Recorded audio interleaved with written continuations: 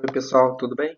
Então, agora a gente vai dar início à nossa aula 2, né? Que é uma continuação do tema anterior, que são orbitais atômicos, né? E agora, então, a gente vai, na verdade, vai estudar a equação de Schrödinger, né? Ou, principalmente a forma da Hamiltoniana associada a essa equação de Schrödinger, né? Para átomos polieletrônicos. Então, em contraste com a aula anterior, em que a gente estudou a fundo a equação a resolução da equação de Schrödinger para átomos monoeletrônicos, dessa vez a gente vai dar mais uma visão geral para vocês e ver as estratégias que a gente pode assumir, né, as estratégias que existem mais clássicas, né, para se resolver esse hamiltoniano, ou simplificar ele, né, para resolver a equação de Schrödinger para átomos polieletrônicos. Tudo bem? E depois, posteriormente, a gente vai discutir algumas propriedades dos elementos da tabela periódica. Tudo bem? Então vamos começar. Ok. Então agora a gente vai se interessar, né, por abordar qual seria a cara do hamiltoniano para átomos polieletrônicos, né, e ver como a gente pode adotar estratégias para resolver a equação de Schrödinger, né, relacionada a esses átomos polieletrônicos, né. E o que a gente precisa ver é que, bom, fazendo contraste com o que a gente viu na aula anterior, né, a gente viu que na aula anterior a resolução da equação de Schrödinger para um átomo monoeletrônico, né, a gente podia separar variáveis, né?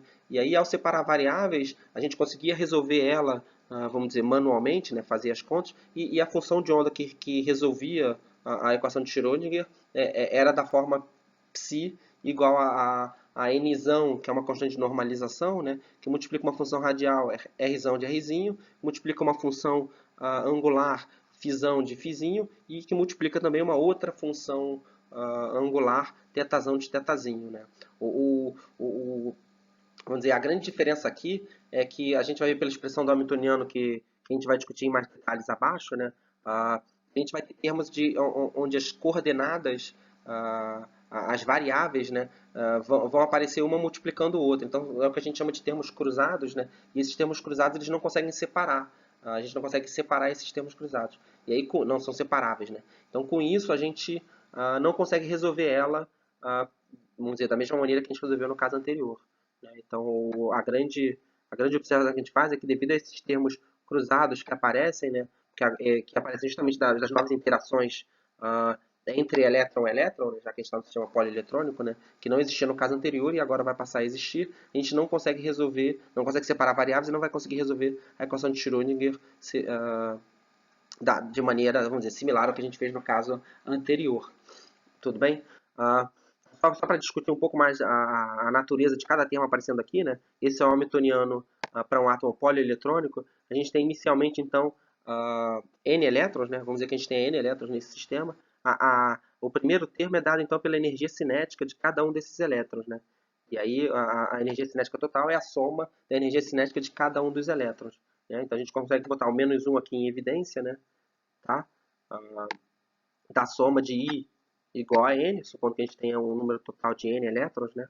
Tá? De H barra ao quadrado dividido sobre duas vezes a massa de cada elétron, né?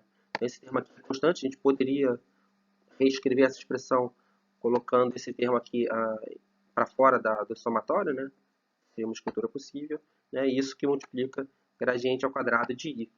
Tá? Esse é o termo associado à energia cinética total dos elétrons. E aí, um termo associado à energia potencial associada à interação eletrostática entre os elétrons e o núcleo é dado por menos 1 sobre 4π ε0, né? Do somatório também, né? De I até N de Z ao quadrado sobre R e N, onde R e N, né, é a distância de cada elétron I, né, I variando 1, 2, 3 até N, para o seu núcleo, né? Daí esse Nzão maiúsculo aparecendo aqui. E vejam que ele tem a mesma cara matemática, né, a mesma forma do que a gente abordou no caso anterior para os átomos monoeletrônicos, né? Ele é da forma K, Qzão, Qzinho sobre a distância, né? Onde K é 4π sobre ε0, Qzão é mais E, Qzinho é menos E, né? E aí a gente soma para cada um dos elétrons, já que a gente tem N elétrons dessa vez, né? Tá? E aí, no caso, agora, o novo termo que aparece nesse hamiltoniano, na verdade, né?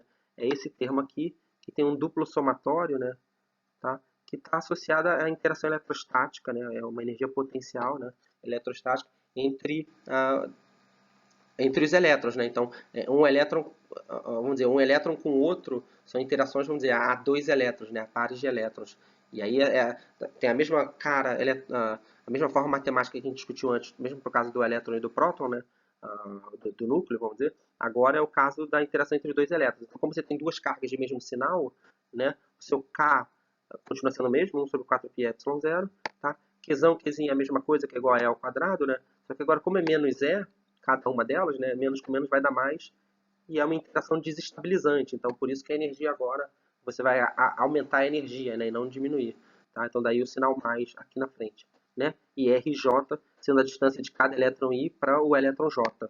E aí são termos que você sempre está associados vamos dizer, a um par de elétrons. Então, o termo associado, vamos dizer, da repulsão entre o elétron 1 e o elétron 2 é o R12. Então, a gente não precisa contar depois o que seria, vamos dizer, o R21, porque é o mesmo termo, ele só precisa aparecer, a gente só contabiliza ele uma vez. Então, por isso que tem essa anotação aqui dos somatórios, né? A gente vai pegar, por exemplo, para I igual a 1, a gente vai ter as repulsões do elétron 1 com o elétron 2, do elétron 1 com o elétron 3, do elétron 1 com o elétron 4, do elétron 1 com o elétron 5, até do elétron, etc., né? Até a repulsão do elétron 1 até o elétron N.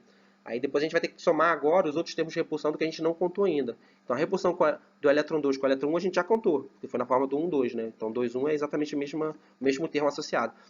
A gente tem que contar a repulsão, né, do elétron 2 com o elétron 3, depois do elétron 2 com o elétron 4, 2 com o elétron 5, até a repulsão do elétron 2 com o elétron N. E aí também, novamente, né, não precisa contar agora a repulsão do elétron 3 com o elétron 2, porque você já contou 2 com 3. Então aí a gente vai ter que contar a repulsão do elétron 3 com o elétron 4, 3 com o elétron 5, 3 com o elétron 6, até 3 com o elétron N. Então você sempre vai somando, vamos dizer, um número menor de termos cada vez que o I vai aumentando. Tudo bem? É isso que vamos dizer, essa notação aqui de duplo somatório significa. Tudo bem? Tá? E o problema disso é que você gera termos cruzados, né, que a gente não consegue separar variáveis. Tá? Então, quer dizer, marcando aqui mais em evidência, né, colocando mais, vamos dizer, mais ressaltado ainda, né, eu estou reforçando aqui com o meu marcador. Tá? Esse duplo somatório, ele é um termo impossível de ser calculado, porque a gente não consegue separar variáveis. Tudo bem? Então, o que a gente vai fazer, né, a partir desse momento, é que a gente vai introduzir estratégias, métodos de cálculo que aproximam, vamos dizer, o valor que a gente obtém, né, do que seria o valor rigorosamente calculado se a gente pudesse, de fato, né, resolver essa equação de Schrödinger rigorosamente. Só que a gente não pode, então a gente faz uma série de aproximações, algumas simplificações, e aí a gente vê, dependendo vamos dizer, da eficiência do método, né, o quão próximo a gente consegue chegar do que seria o valor real. Né? E aí é sempre interessante, por exemplo, calcular os resultados de um método com outro. Tá? Então o que a gente vai fazer então é introduzir uma série de simplificações que permitam a gente, numericamente, né, tentar se aproximar do que seria o valor real dado por esses somatórios. Tudo bem? Então, outro aspecto que vale a pena mencionar, né, é que o cálculo dessa probabilidade infinitesimal TP, né, que é dado pelo quadrado do módulo da função de onda psi, né, que é o produto do psi conjugado vezes o psi, que multiplica diversos volumes infinitesimais, né, dv1, dv2, dv3, etc., dvn, né, ele também é muito difícil de se resolver.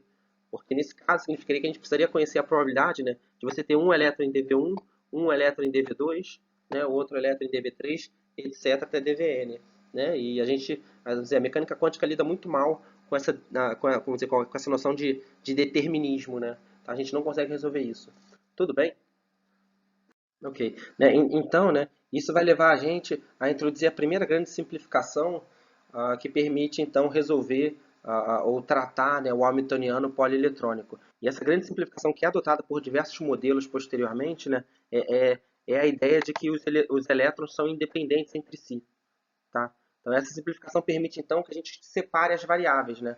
Graças a essa ideia de que os elétrons podem ser tratados de maneira independente, né, a gente pode, então, agora sim, né, separar variáveis e tratar o hamiltoniano de vários elétrons como, na verdade, a soma de diversos hamiltonianos monoeletrônicos. Né?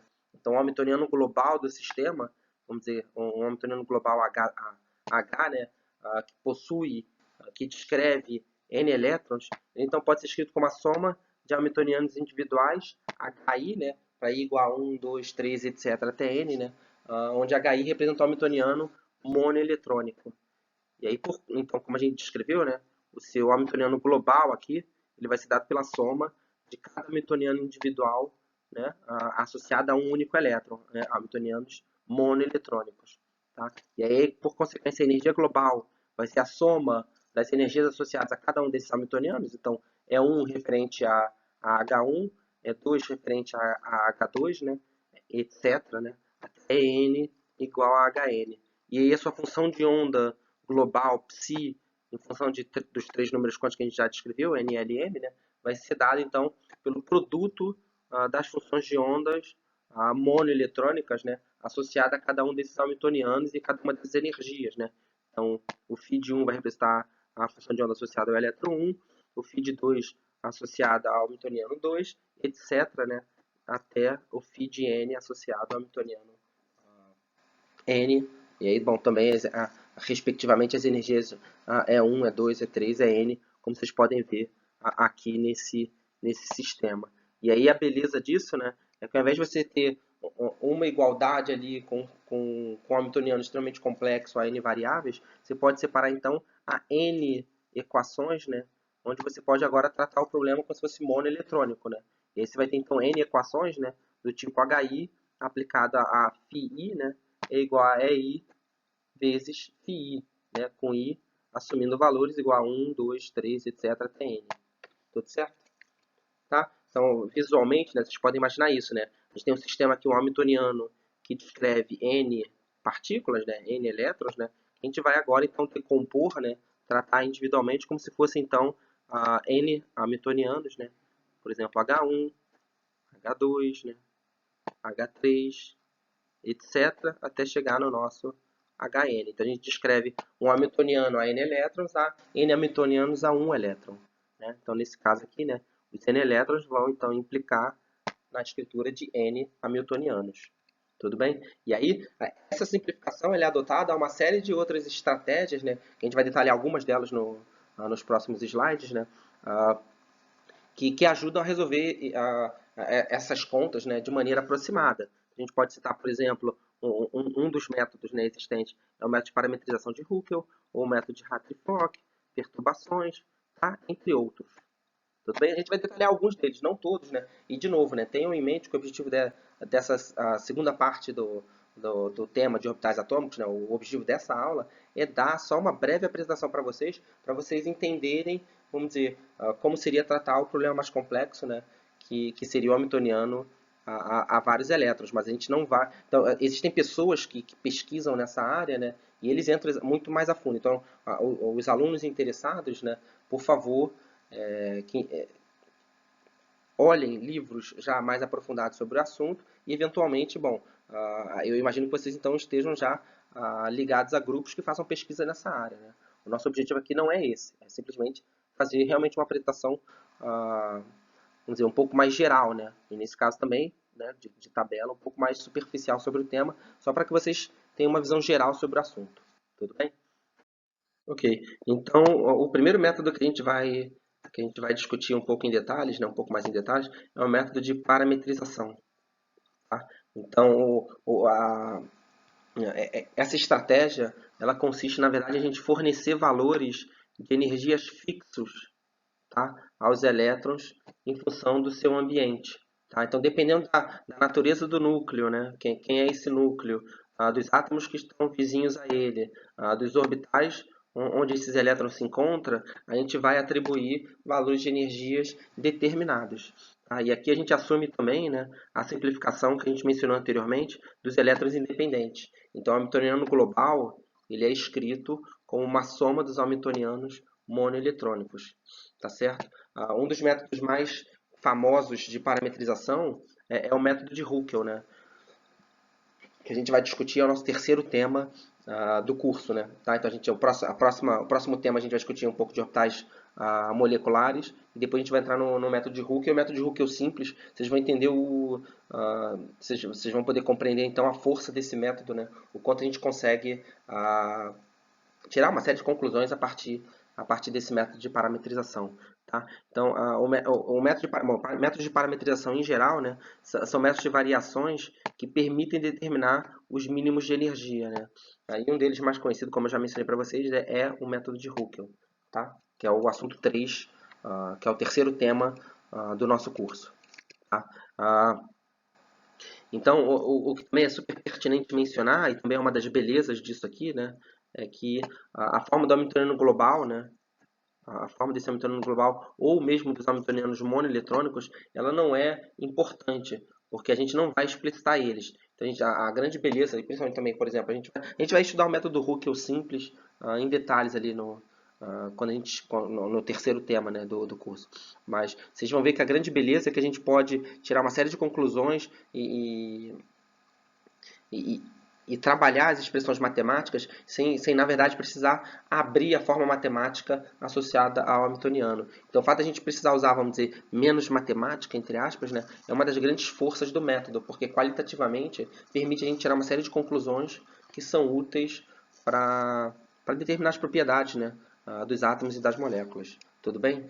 Então, o que a gente precisa discutir agora, né, apresentar para vocês, qual é a forma de cada um desses hamiltonianos monoeletrônicos, né, cuja soma vai dar origem ao hamiltoniano global, como a gente discutiu no slide anterior. Né? Então, cada hamiltoniano monoeletrônico, né, que a gente está representando aqui por HI, ele vai ser descrito, né, de maneira similar ao que a gente já discutiu, né, dado por menos h barra ao quadrado sobre 2 a massa do elétron, que multiplica gradiente ao quadrado, menos 1 sobre 4π epsilon zero, né, que multiplica z ao quadrado sobre RI, onde RI é a distância do elétron, né, do sistema monoeletrônico ao núcleo, né, também semelhança ao que a gente já discutiu para a equação de Schrödinger monoeletrônica, né, o hamiltoniano da equação monoeletrônica. Né. Percebam que esse hamiltoniano é, por definição, um hamiltoniano monoeletrônico, como a gente introduziu na nossa simplificação de elétrons independentes, né?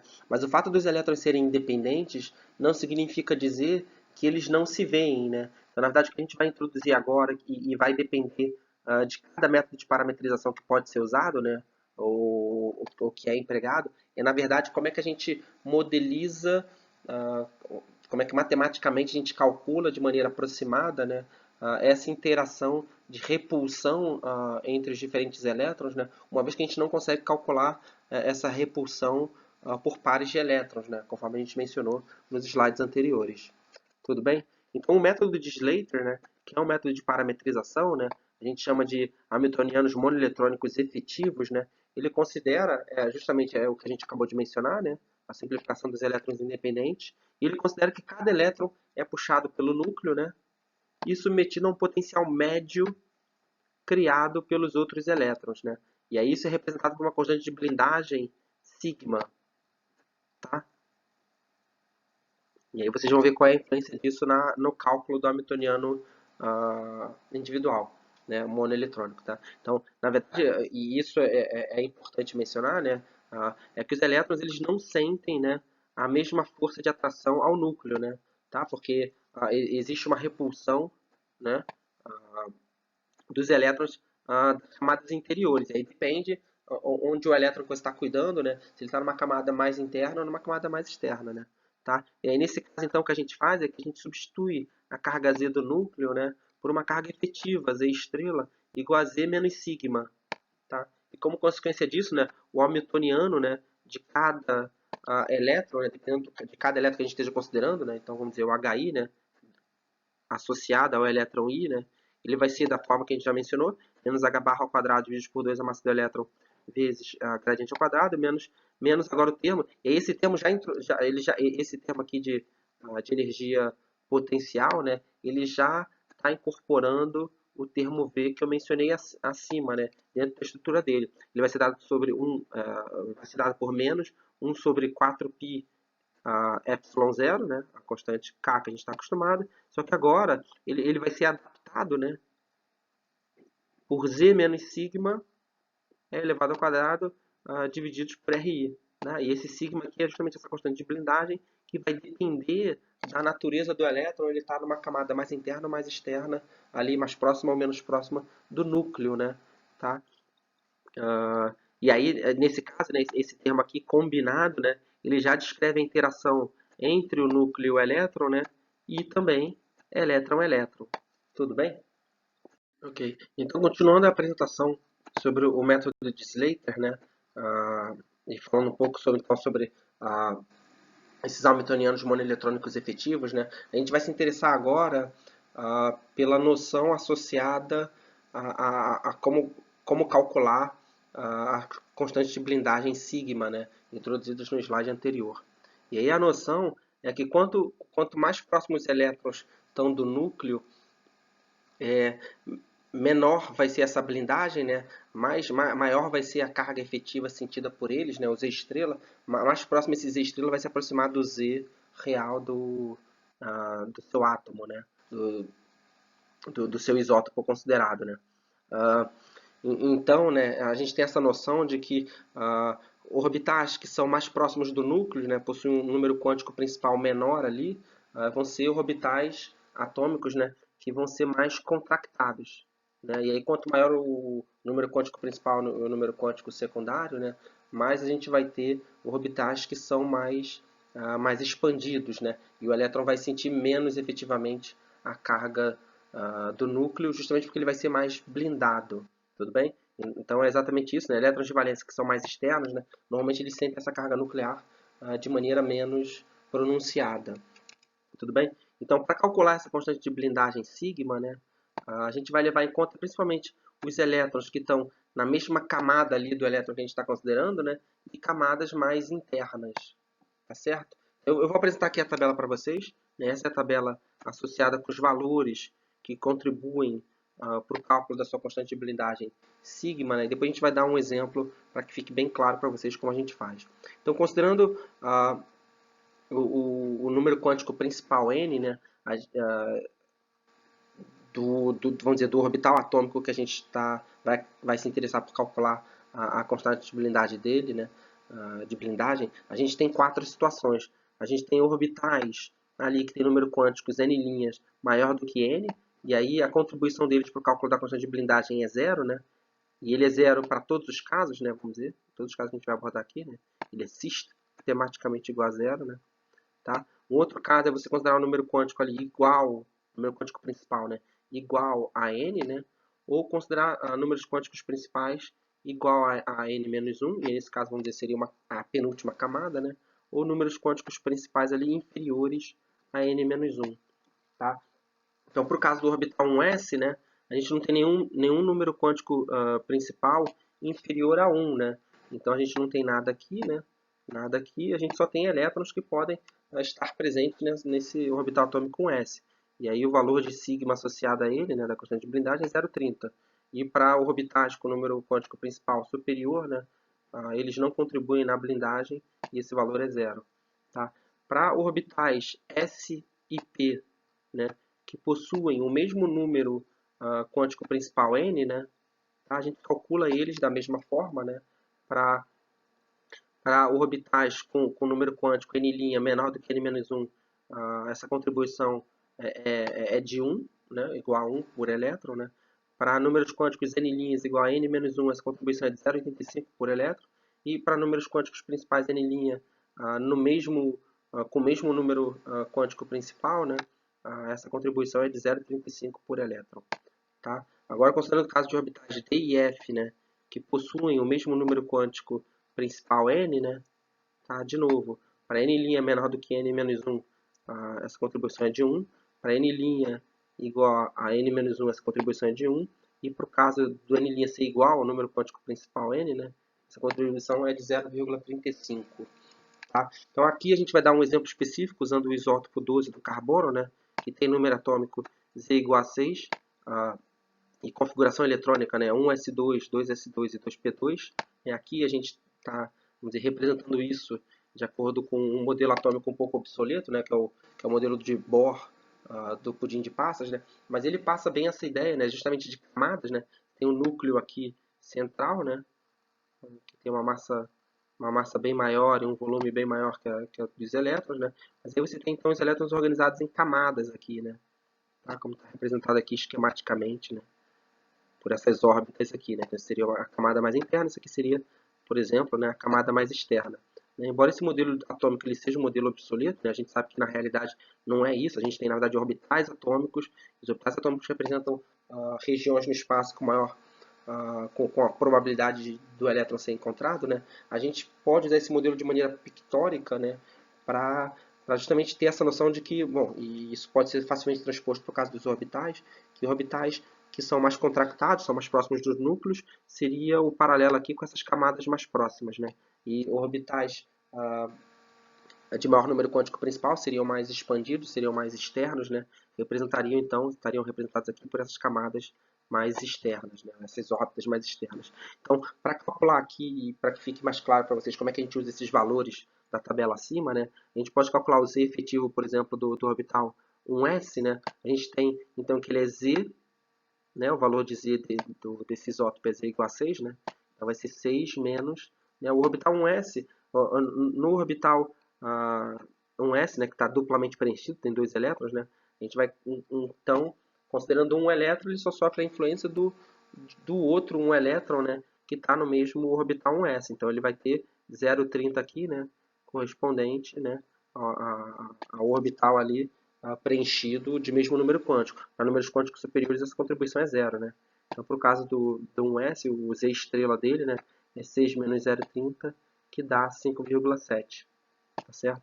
Por caso do Z estrela, né, o Z efetivo do orbital 2s, ele é igual ao Z efetivo do orbital 2p, que a gente vê aqui, né, que a gente calcula eles da mesma maneira, né, tá?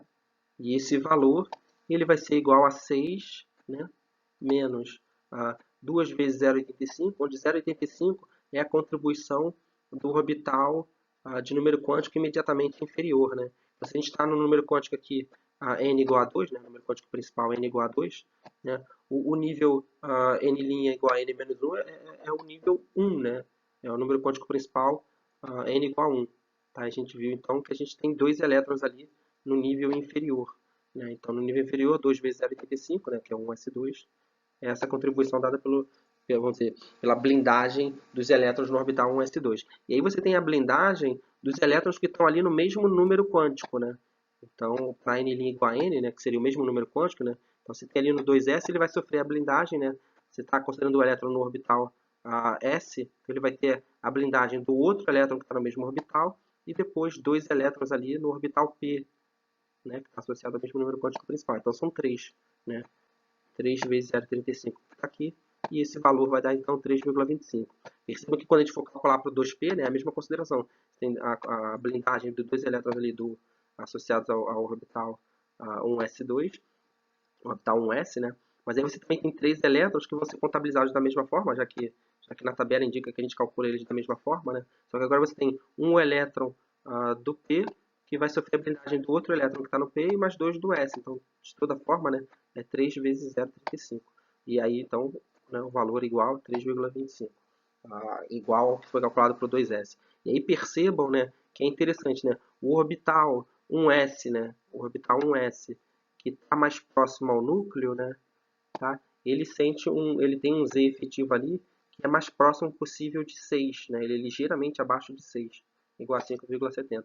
E de fato, né, seus orbitais atômicos ali mais externos, né, de número quântico principais maiores, né, o 2s e o 2p, eles vão sofrer uma blindagem maior dos elétrons mais internos, né, e dos próprios elétrons no orbital que eles ocupam, né? E essa blindagem é maior, então o Z efetivo que eles sentem é de 3,25, que é significativamente menor do que 6, né?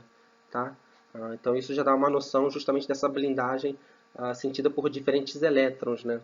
E aí vocês vejam que esse Z efetivo não é idêntico entre os diferentes elétrons do átomo. Tudo bem? Ok.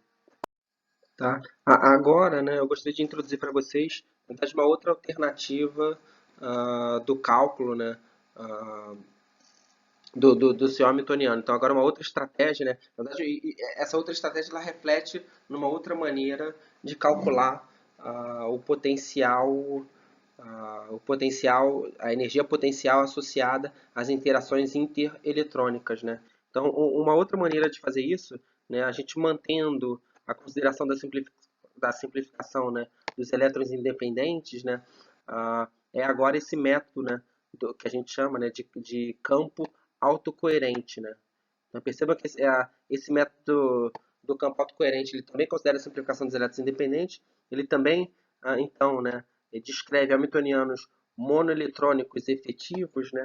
Só que ele agora é baseado, né, no cálculo de um potencial do elétron I sobre o elétron J, né? E aí, vamos dizer, como a gente tem um sistema polieletrônico, vários elétrons, né? Isso causa, então, um potencial infinitesimal de Vzão, né? Então, não pensem nesse V como um volume, ele é um potencial, né?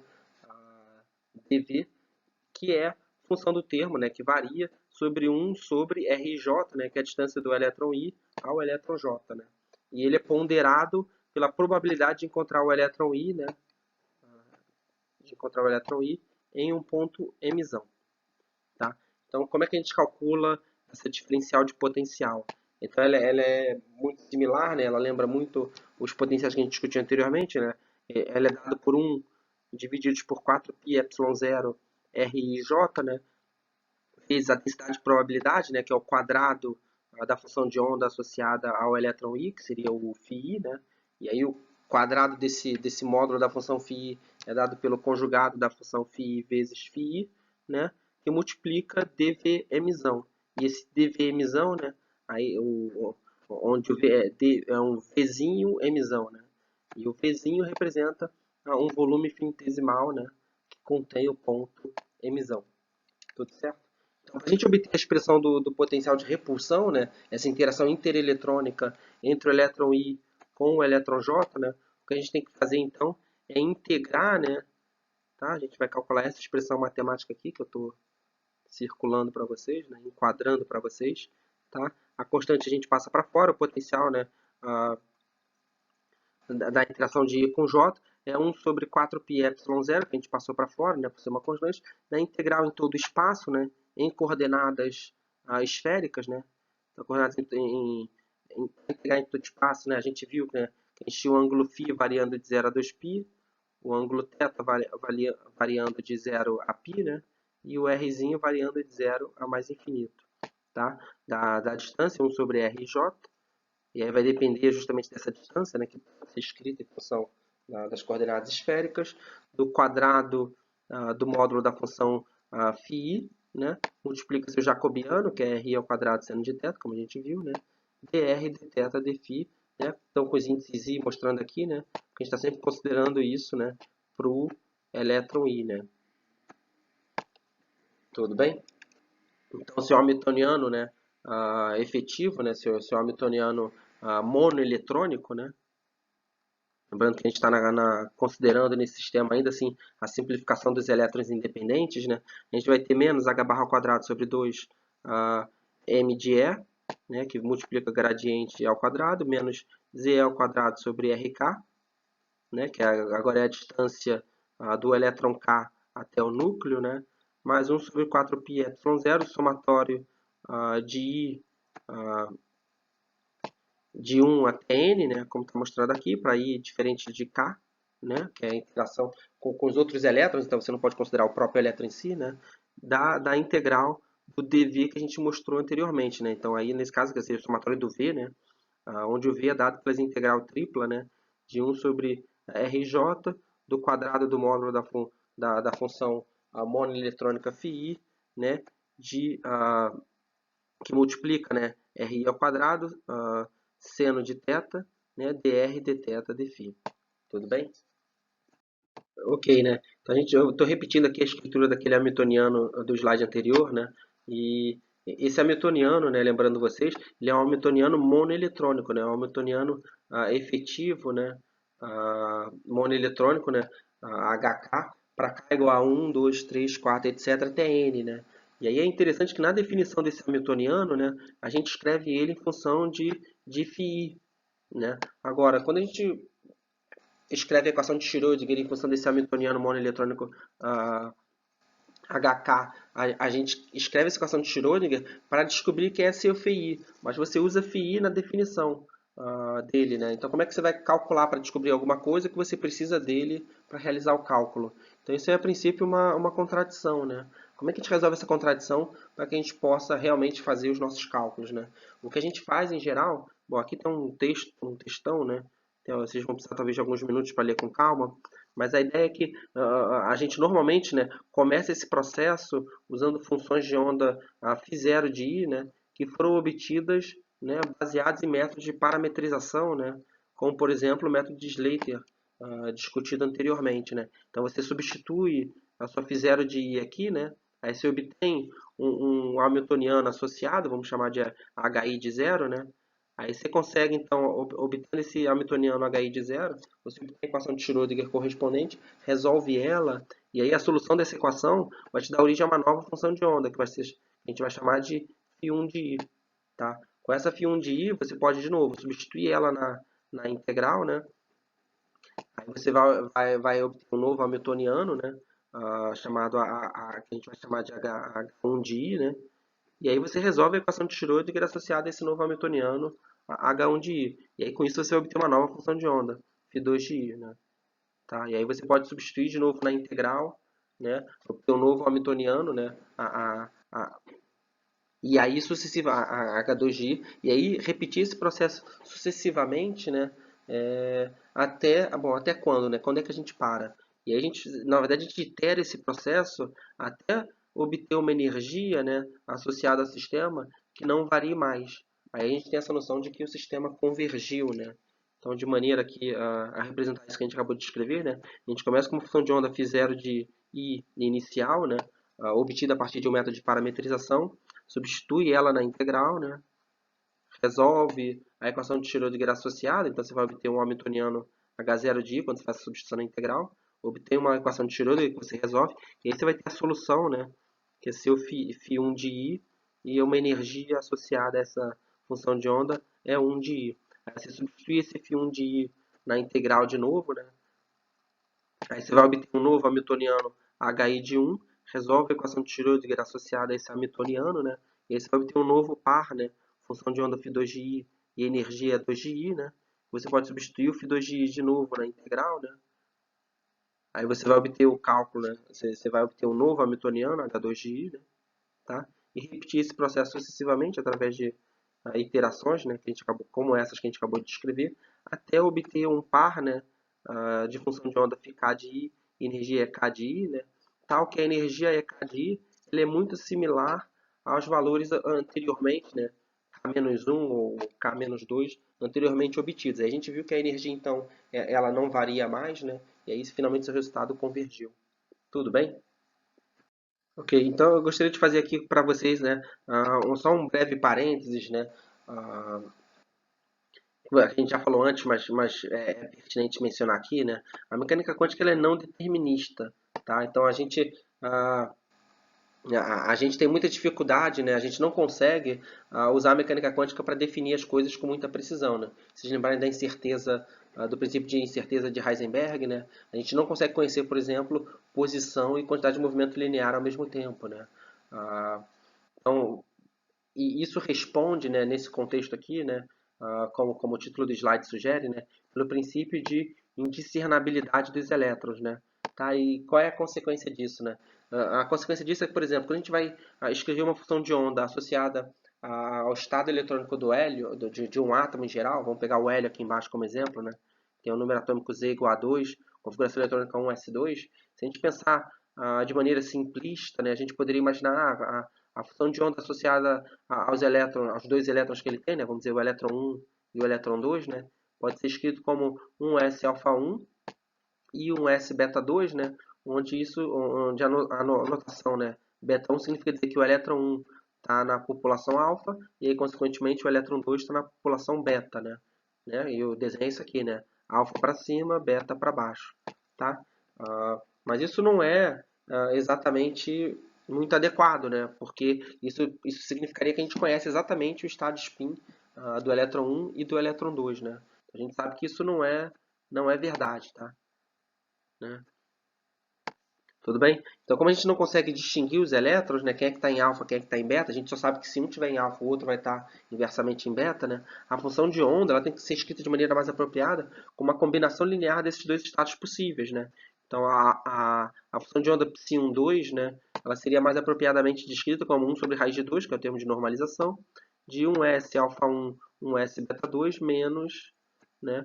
1s beta 1, 1s alfa 2, representando justamente esse fato de que ou o elétron 1 está na posição alfa e aí, consequentemente, o elétron 2 está na posição beta, o elétron 1 está na posição beta e, consequentemente, o elétron 2 está na posição alfa. Tudo bem? Que seria, vamos dizer, uma combinação linear desses dois estados de spin possíveis. Tá? E aí um outro comentário a se fazer, né, que aparece o sinal negativo aqui na combinação linear, né, e esse sinal negativo tem a ver com o fato de que o elétron é um férmion, né? Então, as diferentes partículas fundamentais elas podem ser divididas entre férmions e bósons. A gente não vai entrar muito em detalhes sobre isso, né? Mas é que para que essas partículas, né, elas sigam a estatística de Fermi-Dirac, né, as funções de ondas elas têm que ser antissimétricas, né, com relação à troca de partículas. Significa dizer que psi de 1, 2 é igual a menos psi de 2, 1. Tudo bem? Então, assim, a gente tem que garantir que a nossa teoria que a gente está discutindo, ela é coerente com, vamos dizer, com a teoria física, né, que já existe em volta, né, nesse caso, quer dizer, com outras propriedades que já são subjacentes da mecânica quântica. Tudo bem? Então, repetindo a escritura da função de onda aqui em cima, né, a gente vai ter que o psi associado aos estados eletrônicos, esses dois elétrons 1, 2, né, psi de 1, 2, dado pela expressão 1 sobre raiz de 2, de 1s alfa 1, 1s beta 2 menos 1s beta 1, 1s alfa 2, né? É interessante notar, quando a gente analisa essa expressão um pouco mais de perto, né? Que se a gente tivesse atribuído o mesmo spin aos dois elétrons, né? A gente teria a função de onda se anulando, né? E isso, na verdade, justifica, né, o princípio de exclusão de Pauli, né? Que fala para a gente que a gente não pode ter dois elétrons de mesmo spin ocupando o mesmo orbital. Se você tem dois elétrons no mesmo orbital, eles têm que ter necessariamente spins opostos. Tudo bem? E aí o que é interessante notar, quando a gente avalia também essa escritura da função de onda psi, né, é que ela pode ser escrita na forma de um determinante. Esse determinante recebe o nome, né, de determinante de Slater. Então, a gente pode reescrever a expressão anterior, né, com psi 1, 2 igual a 1 sobre raiz de 2, né, e aí o determinante dessa matriz 2 por 2, em que na linha 1 a gente coloca os estados possíveis de spin para o elétron 1, né, que é ocupar o orbital 1s e estar no estado alfa, ou ocupar o orbital 1s estando no estado beta. E aí na linha 2 desse determinante, a gente coloca os estados de spin possíveis, né, para o elétron 2, que também pode ser ou estar no orbital 1s no estado alfa, ou estar no orbital 1s com estado de spin beta. Tá? E o cálculo de matriz 2 por 2, né? Vocês se lembram, né? Das aulas de álgebra linear anteriores de vocês, né? Que é, na verdade, o produto dessa diagonal aqui, que é 1s alfa 1 vezes 1s beta 2, exatamente o termo que a gente vê aqui em cima, né? 1s alfa 1, 1s beta 2, menos o termo da outra diagonal, né?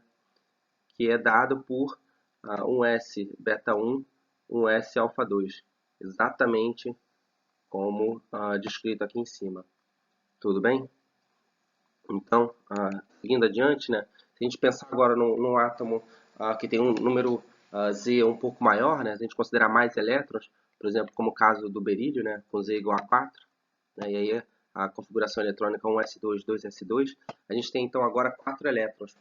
Pensando, quer dizer, aplicando esse princípio de indiscernabilidade dos elétrons que a gente também não consegue muito, né? Como você tem os elétrons que estão deslocalizados ali, eles estão deslocalizados, na verdade, entre todos os orbitais, né? Então você pode ter, para um elétron 1, ele pode estar ou no orbital 1s ou no orbital 2s, né? E aí, se ele estiver no orbital 1s, ele pode ter estado alfa ou beta. Se ele estiver no orbital 2s, ele pode também estar no estado alfa ou beta. Isso é verdade também para os elétrons 2, 3 e 4. Então, de novo, né? A gente vai ter então a função de onda psi desses elétrons 1, 2, 3, 4, dado sobre, que é igual, né, a 1 sobre raiz de 4 fatorial, né, do determinante dessa matriz 4 por 4 agora, onde na linha 1 a gente tem todos esses estados,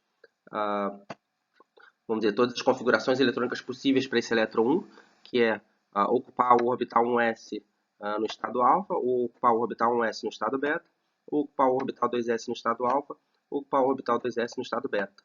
E aí o elétron 2 de maneira análoga, né, ou ocupa o orbital 1s no estado alfa, ou o orbital 1s no estado beta, ou o orbital 2s no estado alfa, ou o orbital 2s no estado beta, e aí a mesma coisa, né, a mesma consideração para o elétron 3 ou para o elétron 4. Né. Percebam que se a gente tivesse, então, um átomo com Z igual a N, né, com N elétrons, a gente teria de maneira análoga, né, um psi aqui, né, uma função de onda psi para os elétrons 1, 2, 3, 4, etc. até N, dado por um termo 1 sobre raiz quadrada de N fatorial, né, e aí a gente teria aqui uma matriz, teria que calcular o determinante aqui de uma matriz N por N, né, que seria então a generalização dessa forma aqui que a gente está apresentando para vocês. Tudo bem? Que é conhecido como determinante de Slater. Okay. Então, considerando a forma dos orbitais atômicos empregados para os cálculos, né, a gente viu na aula passada, quando a gente estava tratando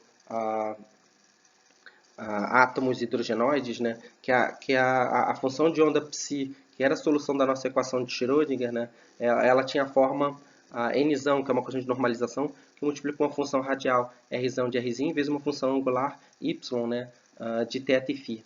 Tudo bem? A gente poderia imaginar agora que a resolução da nossa equação de Schrödinger para átomos polieletrônicos, né, onde a gente está num cenário de elétrons independentes. Então, a solução dessa equação de Schrödinger para o átomo polieletrônico é dada por uma função de onda psi, que é o produto de várias funções monoeletrônicas, né?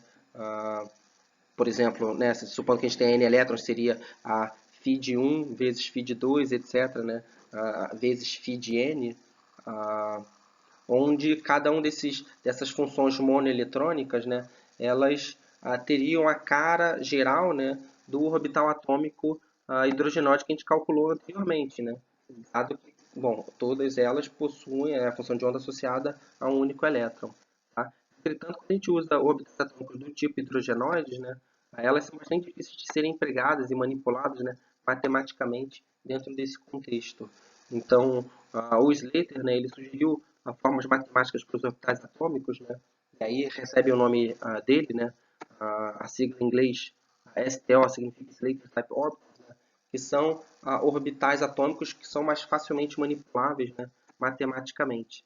Né. Então, esses orbitais associados à função de onda monoeletrônica, né, eles têm a cara, né, de φ, em função dos números quânticos NLM, né, que nas coordenadas esféricas, né, R, θ e φ, eles também vão ter a cara geral, né, de uma constante de normalização nzão, que multiplica uma função radial rzão de rzinho, vezes a função angular y de θ e φ. Tá? Só que com a nossa função radial, rzão de rzinho, igual a nzão de nzinho, né, de rzinho elevado a n menos 1, é elevado a menos zeta r. Tá? Onde o nzão de nzinho ele pode ser escrito como 2 zeta elevado a n mais 1 divididos por 2, divididos, né, tudo por raiz quadrada de 2n fatorial. E o zeta, né, é a z estrela dividido por n. Aqui no caso do Slater, né, lembrem que o z estrela, o seu z efetivo é igual a z menos a constante de blindagem sigma. Tudo bem? Tá? Só que aí, para cálculos mais sofisticados, a gente, um sistema que possua muitos elétrons, né, embora utilizando orbitais do tipo Slater, a gente consiga obter soluções ali com assim, boas soluções, quer dizer, consegue calcular bem a solução ali com bom nível de precisão, né? Para cálculos quânticos mais sofisticados que possuam muitos elétrons, né? Utilizar orbitais do tipo Slater é computacionalmente muito custoso, né? Demora muito para você calcular esses sistemas com muitos elétrons. Então a gente, na verdade, agora, né, uma solução para isso, né, uma alternativa para contornar esse problema, né, que seja computacionalmente mais rápida, né, é utilizar orbitais do tipo gaussiano, né, que a gente chama de GTO, né, da sigla em inglês também, Gaussian Type Orbitals. Esses orbitais monoeletrônicos do tipo gaussiano, né, são escritos como φ em função dos números quânticos LM, nas coordenadas esféricas R, θ e φ, né, também de cara geral, né, dado por uma constante de normalização nzão, rzão de rzinho, y de θ e φ, né, só que agora a nossa função radial rzão de rzinho ela é dada por nzão de nzinho, de r elevado a 2n menos 2 menos l, né, que multiplica e elevado a menos alfa r ao quadrado. Tá? A grande diferença da função gaussiana é que tem justamente esse termo aqui da exponencial, né, e elevado a menos alfa r ao quadrado, né, que é função apenas do menos r, função, né, é a função do menos r ao quadrado. Enquanto no orbital do tipo STO, é em função esse termo é menos zr. Tudo bem? Tá, então, essa, vamos dizer, essa descrição matemática da função gaussiana é extremamente importante, porque, vamos dizer, fazendo uma longa história curta, né, é o fato de que o produto de duas funções gaussianas produz uma nova função gaussiana. E aí a gente pode até pensar num conjunto de bases de funções do tipo gaussiana, né, cuja combinação linear pode se aproximar a um orbital do tipo Slater. Mas aí, computacionalmente, isso é bem mais fácil de ser trabalhado pelo computador e produz resultados, vamos dizer, de maneira bem mais rápida, tá? Mas tendo em mente, né, que um orbital do tipo GTO não é igual a um orbital do tipo STO, né? Então, por exemplo, aqui, se a gente pensar colocando os dois tipos de orbitais, né? Vamos dizer, φ aqui, o STO ele tem um decaimento exponencial, né? Como marcado aqui, enquanto o GTO é uma gaussiana, né? Nesse caso centrada no zero, aqui a gente tem metade de uma gaussiana. Então eles têm valores suficientemente próximos, vamos dizer, né? Mas não são idênticos. E também no cálculo da densidade de probabilidade, né? Que é o quadrado do módulo da função φ, né? Você tem aqui também, por exemplo, né? Valores que coincidem ou são relativamente próximos no caso do, do seu orbital GTO em relação ao seu STO. Mas também, de novo, né, não são exatamente idênticos. Tudo bem? Mas isso, assim, entrar numa discussão mais aprofundada sobre isso ultrapassa o escopo da aula, tá? Então aqui é só para realmente ter uma visão geral. Tudo bem? Ok, né? Então agora a gente terminou a discussão sobre orbitais atômicos polieletrônicos, né? E a gente vai entrar na última parte relacionada com a discussão sobre orbitais atômicos, né? Que é justamente discutir as principais propriedades atômicas dos elementos da tabela periódica, né? Tabela periódica abreviada aqui como TP. Tá? Então a gente vai recapitular também uma série de coisas que vocês já viram na graduação, né? E a gente vai começar discutindo, né, a configuração eletrônica do átomo. Né? Então, para átomos hidrogenoides, né, são compostos por um núcleo de carga mais e um único elétron de carga menos E na sua camada eletrônica, né, a gente viu, né, que a energia desse orbital ele depende, né, exclusivamente do número quântico principal n. Né? Se vocês lembrarem a fórmula da energia que a gente deduziu, né, a energia em função do número quântico principal n é igual a menos uma série de números ali que multiplicava 1 sobre n ao quadrado. Então, conforme o n aumenta, né, o número se torna menos negativo. Então, ele fica cada vez com a energia mais elevada. Tudo bem? Então, é justamente isso que a gente tem. Né? Quanto maior é o n, né, maior é a energia. Né? Quer dizer, menos negativa ela se torna. Né? E ela fica cada vez maior. Né? Tá? Então, no caso dos átomos polieletrônicos, né, aí, na verdade, a gente já deve considerar o número quântico secundário L. Né? Então, as energias elas vão depender de N e L nesse caso. Tudo bem? Se, se, se o átomo tiver o mesmo número quântico principal N e o número quântico secundário L, então eles vão ter a mesma energia. E a gente chama de degenerados. Também é um conceito que a gente já introduziu antes. Tá? E aí, então, agora a gente vai mencionar justamente isso. Existem três regras, né, para classificar as energias dos orbitais atômicos em função desses números quânticos principal N e secundário L. Tá? Na verdade, essa regra a gente é o que define, né, a regra de Kleskovsky, né? Tudo bem? Ou de Mandlung, dependendo da literatura que a gente veja.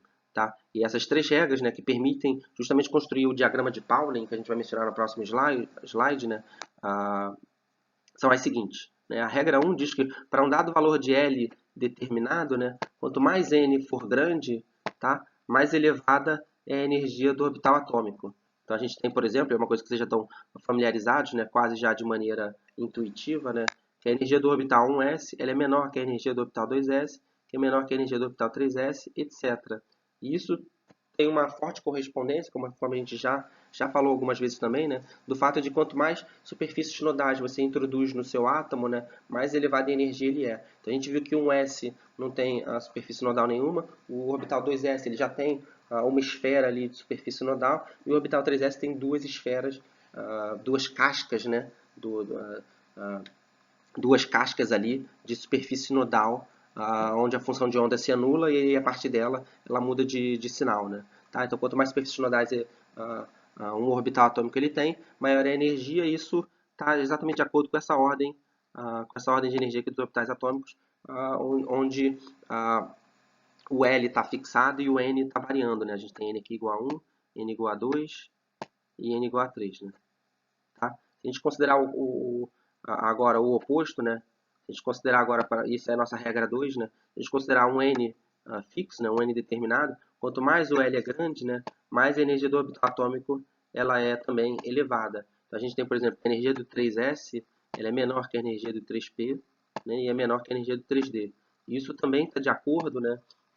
Justamente com essa noção que a gente discutiu sobre quanto mais planos nodais ou superfícies nodais um orbital atômico ele possui, a mais alta energia ele é. Então, só comparando o orbital S com P com D, né? O S é uma esfera, não tem plano nodal nenhum. O P tem um plano nodal ali no meio, né? E o D tem dois planos nodais. Então, vocês vejam que essa relação de energia, né? Ela também obedece essa ideia geral, né? De que quanto mais superfícies nodais, planos nodais o orbital atômico possui, mais ele vai ser elevado em energia. E aí, a última regra, né, nossa regra 3, né, é que a gente vai então ordenar os orbitais atômicos, né, em função justamente da ordem crescente da soma, né, dos números quânticos n mais L. Tá? Então, se a gente tiver o caso em que o valor da soma, né, de n mais L for igual, né, a menor energia vai corresponder ao menor valor de número quântico principal n. Tá? E aí o maior valor de n vai estar associado à maior energia. Tudo bem? Então, essas três regras elas vão permitir a gente construir um diagrama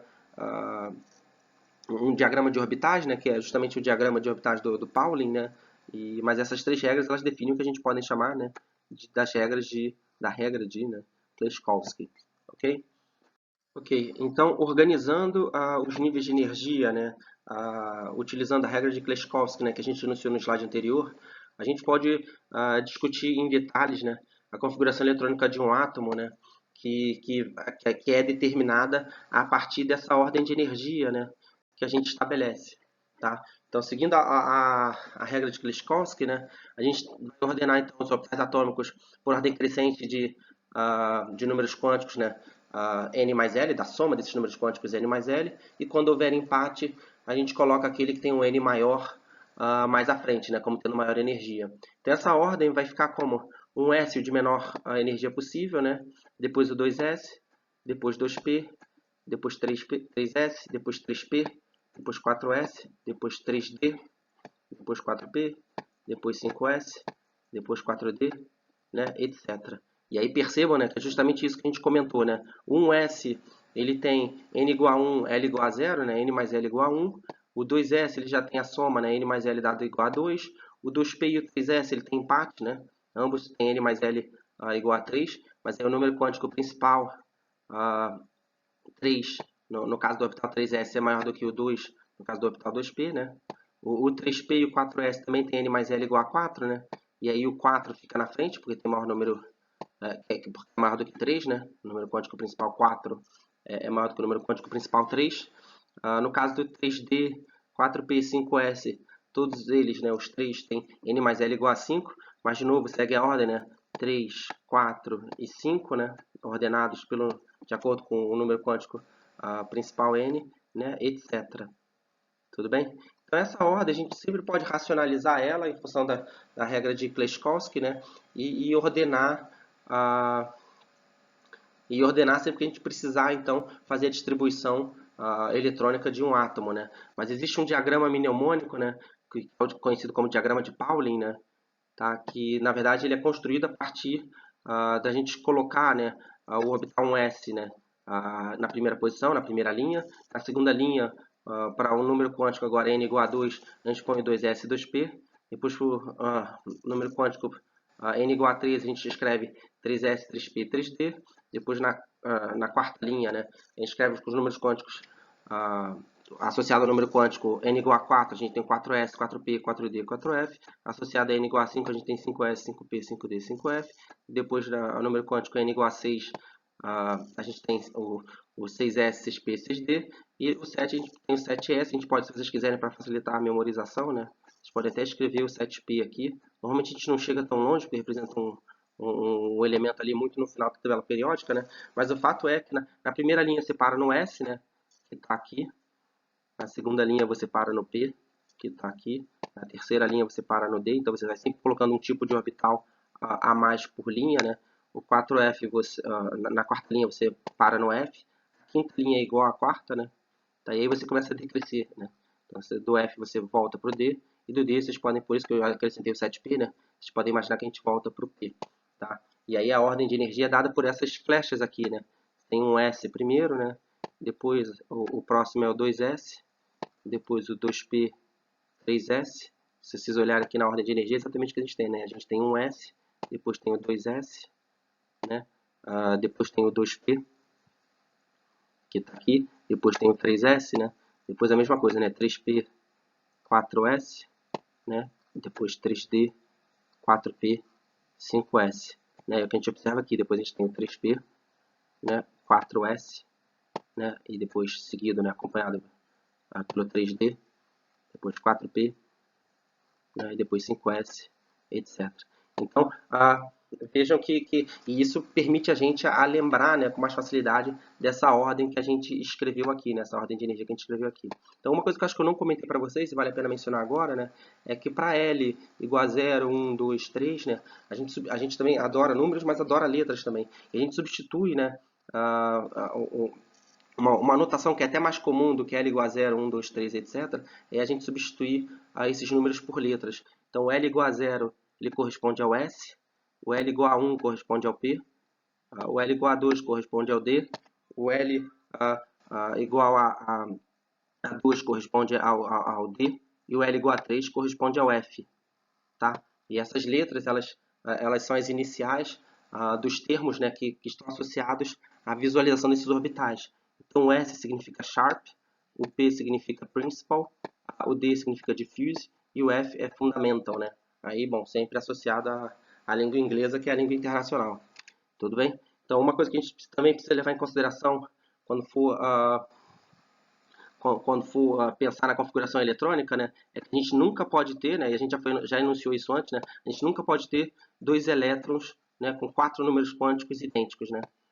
Então, assim, cada elétron é definido exclusivamente, né, por um conjunto de 4 números quânticos, né, N, L, M e Ms. Então, isso aqui é uma outra maneira de enunciar, né, o que a gente chama de princípio de exclusão de Pauli. Né? Então, cada conjunto de 4 números quânticos define exclusivamente um elétron. Você nunca pode ter dois elétrons com o mesmo conjunto de números quânticos. Tá? E aí, finalmente, né, um outro ponto a ser levantado aqui é que quando a gente possui diversos elétrons para ocupar diferentes orbitais atômicos de mesma energia, né, diferentes orbitais atômicos degenerados, a configuração eletrônica mais estável é aquela em que a gente coloca o maior número de elétrons, né, com spins idênticos. Então, se a gente pensar, por exemplo, a gente tem aqui 3 orbitais degenerados, né, de mesma energia, né, onde a gente poderia, por exemplo, né, pensar nas configurações eletrônicas tal como está aqui desenhado em A, ou em B, ou em C. Tá? A configuração eletrônica de menor energia, quer dizer, a mais estável, é essa que está desenhada em A. Tá? Porque nessa que está em A, a gente tem dois elétrons aqui, né, com o mesmo spin, né, ocupando dois orbitais diferentes. Tá? Que é justamente o que a gente anunciou anteriormente. Né? Você vai, o número de orbitais degenerados que você tem, a gente quer preencher eles com o maior número de elétrons possíveis com o mesmo spin. Né? E essa é a configuração mais estável possível. Né? Percebam que na B a gente tem dois spins diferentes, em dois orbitais diferentes. No C a gente tem dois spins diferentes no mesmo orbital. Então, tanto a configuração B quanto a configuração C, né, são configurações de mais alta energia. Né? A A é a mais estável. Tudo bem? Ok, então, fazendo alguns comentários aqui sobre as cargas efetivas, né, Z estrela, onde Z estrela pode ser calculado pela fórmula de Slater, né, que é Z menos sigma, né, ele vai fornecer, então, de acordo com os valores abaixo, né, as cargas efetivas de Z estrela para os elétrons de valência.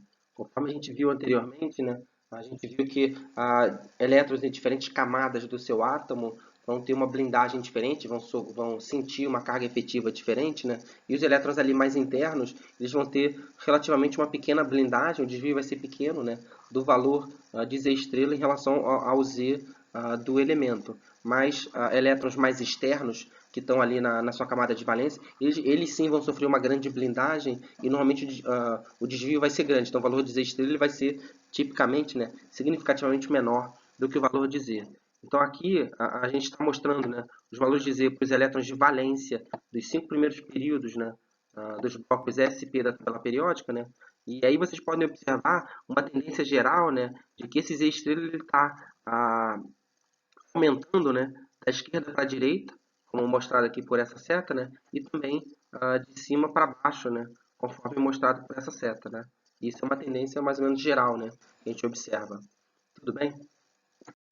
E da mesma maneira, né, agora comentando sobre os raios atômicos, né, desses mesmos elementos que apareceram no slide anterior, né, a gente vê que as variações da carga efetiva, né, sentida por cada átomo, tem uma conexão direta ali com os raios atômicos observados, né. E aí a gente vê, como sublinhado aqui, né, que o Rzinho, o raio, né, esse raio atômico diminui conforme a carga efetiva aumenta. Tudo bem? E aí a gente tem então, aqui os valores. Vocês podem ver que normalmente, né, também é uma coisa que vocês têm uma ideia, né, o raio atômico ele varia nesse sentido, né?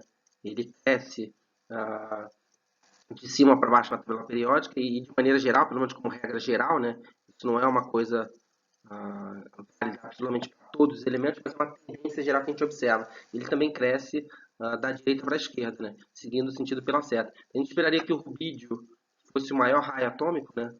Na verdade, a gente vê que o potássio tem um valor bastante alto aqui, né? Então é uma tendência geral, não é exatamente assim uma coisa observada para absolutamente todos os átomos, mas é uma tendência geral, né? Mas você vê que o potássio, na verdade, é o maior valor, né?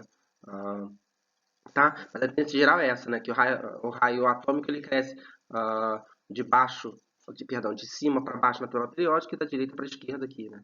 Tá? Conforme vocês podem observar pela tendência dos valores, né? Tem, por exemplo, xenônio 1,03, né? O iodo 1,12, o telúrio 1,22, o antimônio 1,35, o estanho 1,51, o índio 1,71, o estrôncio 3, e aí o rubídio cai um pouco, né? Mas enfim, mas é uma tendência geral de que ela está realmente crescendo, né? O raio está realmente crescendo da direita para a esquerda, conforme a seta aqui indica. Tudo bem? Né? Uma energia que vocês absolutamente precisam conhecer é a energia associada ao potencial de ionização, né? Essa energia ela é definida como a energia, né, que a gente tem que fornecer para se arrancar um elétron de valência do átomo considerado. Né? Então, no esquema geral seria isso. Né? Pegando um átomo ali, vamos dizer, um A, né, você fornece essa energia, que é igual ao potencial de ionização, né, para que você arranque um elétron dele. Né? E aí o átomo A vai ficar o cátion associado a mais, e aí você está arrancando esse elétron, né, que é retirado do A. Tá? De maneira aproximada, essa energia está associada ao nível energético do orbital atômico de valência desse átomo A. Tudo bem?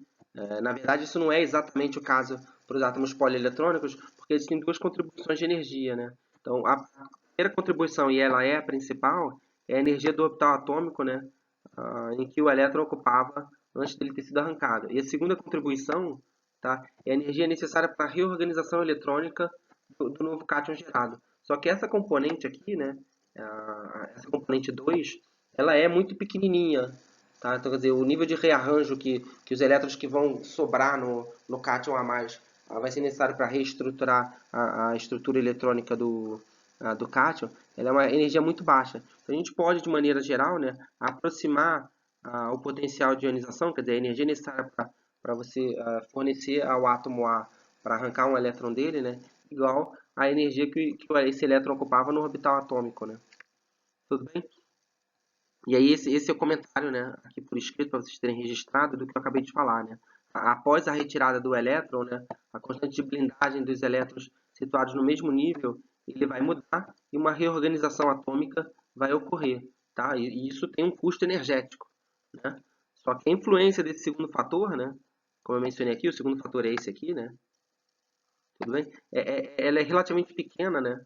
Ela é pequena de maneira geral e pode ser negligenciada. Tá? Então, numa primeira aproximação, tá? A gente pode considerar que a energia de um orbital atômico, né, é igual ao seu potencial de ionização. Tá? A gente já mencionou isso antes, mas acho que aqui eu tô realmente falando para vocês de maneira bem explícita isso. Tá? E é bom que vocês tenham essa noção. Então, de maneira geral, né, a gente vê que é um valor aproximado, mas vocês podem sim considerar, tá, que a energia do orbital atômico é igual, sim, né, ao potencial de ionização dele. Tudo bem? Beleza. Ok. Então, para mostrar alguns valores aqui para vocês, né? Então, por exemplo, a gente viu que a energia associada ao átomo hidrogenoide, né, nesse caso o H, né, que é A gente viu que a energia associada a ele era menos 13,6. Então a energia que a gente tem para arrancar o elétron do nosso hidrogênio, né, que só tem um elétron, é 13,6, porque aí você vai igualar ali a zero, né? A gente viu que pro átomo hidrogenoide hélio+, essa energia era 4 vezes 13,6, era 54,4. Mas para o hélio, né, que aí sim possui dois elétrons, então não é exatamente igual àquele caso que a gente calculou ali na aula anterior, né? Ah, Nesse caso ele vai ser 24,6. E aqui você tem os diferentes valores dos potenciais de ionização dos átomos, né? Só para ilustrar para vocês o cálculo, né, dessa energia que a gente mencionou no slide anterior. Agora o que é interessante, fica como um exercício, né, para vocês pensarem brevemente, né, é qual é a razão, né, da diferença de energia observada para os potenciais de ionização do oxigênio e do nitrogênio. Então, quando a gente olha aqui, o oxigênio está como 13,6, o nitrogênio está como 14,5, né? Então a pergunta é, né, por que a energia do oxigênio, né, ela é menor que a do nitrogênio? Tá? Se, por exemplo, o oxigênio ele é mais eletronegativo, normalmente vai puxar mais os elétrons para ele. Você ainda precisa fornecer menos energia do que no caso do nitrogênio, né? O que a princípio pode parecer um pouco contraditório. Mas aí a resposta, né, uh, quando você pensa no átomo de nitrogênio, né, você tem ali nos orbitais, nos elétrons de valência, né, quando você arranca um elétron, né, você vai passar dos 3 ali para 2, né? Aqui tem ali uma configuração eletrônica diferente, né, que não é bom, que não é particularmente estabilizada. Mas quando você arranca um elétron do oxigênio, né, ele tem aqui 4 elétrons nos seus orbitais P, e quando você arrancar um, você vai ter agora 3 elétrons só, né, com todos os spins apontando no mesmo sentido. E essa configuração eletrônica, como a gente viu, né, ela é particularmente mais estável, né. Então isso explica, na verdade, né, o fato de que você precisa fornecer então menos energia, né, ao oxigênio, a esse átomo, né, para que ele alcance então uma configuração eletrônica que é relativamente bem mais estável, por exemplo, né, do que no caso do nitrogênio, né. Então, essa configuração eletrônica particularmente estável explica essa menor energia observada por oxigênio, né, de 13,6 elétron-volts, em relação ao nitrogênio, né, 14,5 elétron-volts. Tudo bem? Tá? Uma outra energia que a gente vai introduzir para vocês, né, é a afinidade eletrônica. Tá? A afinidade eletrônica, por definição, é a energia liberada, né, quando um átomo recebe um elétron. Então, como você está liberando energia, né, esse processo ele é exotérmico, né, você vai ter um tom ΔH menor do que zero, né, e em analogia ao potencial de ionização, né, de acordo com essa definição que a gente deu de afinidade eletrônica, a gente pode entender a afinidade eletrônica como o oposto do potencial de ionização, né? Veja bem, né? Se a gente esquematizar aqui, né, é o processo em que a gente tem um átomo neutro, azão, né, tá, que vai receber um elétron, e a gente vai produzir então o ânion desse azão, né, vai ser o azão menos aqui, e aí a energia liberada, né, que corresponde à sua afinidade eletrônica, né. Então, em analogia ao potencial de ionização que a gente comentou nos slides anteriores, né, a gente poderia pensar que a energia necessária para capturar esse um elétron seria aproximadamente igual à energia do orbital atômico de valência, né, que iria receber esse um elétron, né. Só que, entretanto, isso não é verdade. Tá? Vou botar uma exclamação aqui para chamar a atenção de vocês e sublinhar. Tudo bem? Então, isso não é verdade. Tá? Porque, na verdade, se a gente comparar o valor de energia que é liberado com a energia dos orbitais atômicos de valência que ele vai ocupar, os valores medidos experimentalmente de energia liberadas, né, elas são bem menores, tá? Normalmente elas são bem menores, tá? E isso se explica, né, a gente pode entender isso de novo, né, como o balanço das energias, né, entre a energia do novo orbital de valência que a gente vai ocupar com esse elétron que foi adicionado, né, mas você tem um custo energético para acomodar na estrutura eletrônica do A, né, ao você formar o ânion a menos, né. E nesse caso, esse custo energético, né, ele é razoavelmente elevado devido fundamentalmente, né, às repulsões entre os elétrons, né? E aí, como você precisa de energia para segurar esse um elétron a mais junto com os anteriores, né, você acaba liberando menos energia. Então, os valores eles são significativamente menores do que a gente poderia imaginar. Tudo bem? Ok. Então, comentando aqui alguns valores, né, de afinidades eletrônicas associados aos blocos SP, né, vocês podem ver de maneira geral, né, que esses valores, vamos dizer, eles variam um pouco, né, dependendo de elemento para elemento, mas a tendência geral é que eles cresçam, né, da esquerda para a direita, seguindo essa tendência aqui. Embora existam alguns blocos, como por exemplo aqui o bloco 2A, né, onde as afinidades eletrônicas são todas zero, né? Os gases nobres, por exemplo, a afinidade eletrônica é toda zero, né? A gente vai fazer alguns comentários sobre isso daqui a pouco. Tá? Na família 7A, esses valores são relativamente altos, né? São os mais altos aqui. Então, 340, né? O cloro 362, o bromo 337 e o iodo 306 elétrons-volts. Na verdade, a gente pode entender isso, né, da seguinte maneira, né? Essa energia que o átomo libera ao receber um elétron, né, isso, vamos dizer, tem uma relação com o quanto ele fica feliz em receber um elétron, né? Então, quanto mais energia você libera, vamos dizer, essa facilidade ou essa, vamos dizer, essa alegria que o elemento tem em receber o elétron. Então, por exemplo, o berílio, o magnésio, o cálcio e o estrôncio, que estão aqui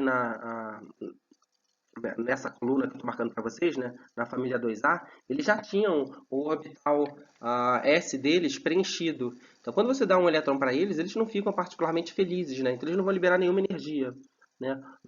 Isso é também verdade, né, para o caso dos gases nobres, né? Hélio, neônio, argônio, criptônio e xenônio, né? Que a gente está mostrando aqui. No caso da família 7A, né? No caso do flúor, do cloro, do bromo e do iodo, quando você fornece um elétron para eles ficam na forma aniônica, né? Sabendo que são átomos já que tipicamente têm uma eletronegatividade elevada. Então eles vão ficar felizes de receber esse elétron, né? E vão se reorganizar e liberar uma quantidade de energia ali, né, relativamente mais importante, né? Em comparação com os demais, né? Que foi o que a gente já mencionou. Tudo bem?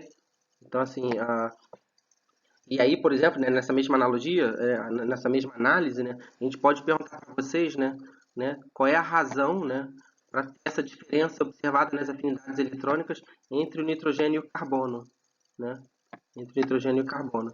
E a gente vê então que o nitrogênio, essa diferença é zero, né, essa afinidade eletrônica é zero, enquanto no carbono a afinidade eletrônica é 1,26 elétrons-volts. E se a gente olhar então para a configuração eletrônica de cada um desses átomos, né, para o nitrogênio aqui, a gente vê que ele tinha uma configuração eletrônica relativamente estável, né, onde você tinha 3 elétrons ali com o mesmo spin, um em cada orbital. Quando você dá um elétron a mais para ele, você vai ter agora uma nova configuração eletrônica, né, com esse orbital π aqui completo.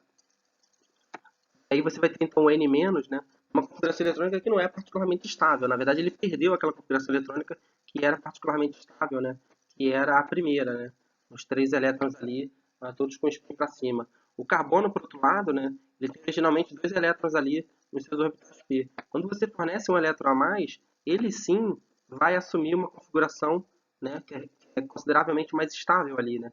Ele vai ter, de novo, como a gente falou, né, 3 elétrons, cada um com o mesmo spin, né, em orbitais diferentes, né. Então aí o carbono vai ficar feliz em receber aquele elétron, né. E aí ele vai então liberar essa energia, né, que nesse caso é de 1,26 eV, né, em contraste com o nitrogênio, né, que não libera energia nenhuma. Tudo bem? Bom, gente, então com isso a gente terminou essa segunda aula aqui. A gente encerrou esse tema que a gente usou a primeira e a segunda aula para falar sobre ele, que é orbitais atômicos, né? E agora a gente vai passar adiante, né? Vai evoluir no assunto, né? Para pegar moléculas mais complexas, né? E aí, nesse caso, a gente vai falar dos orbitais moleculares associados a elas. Tudo bem? Então, a partir da aula 3, a gente vai começar a falar de orbitais moleculares. Tá bom? Até mais.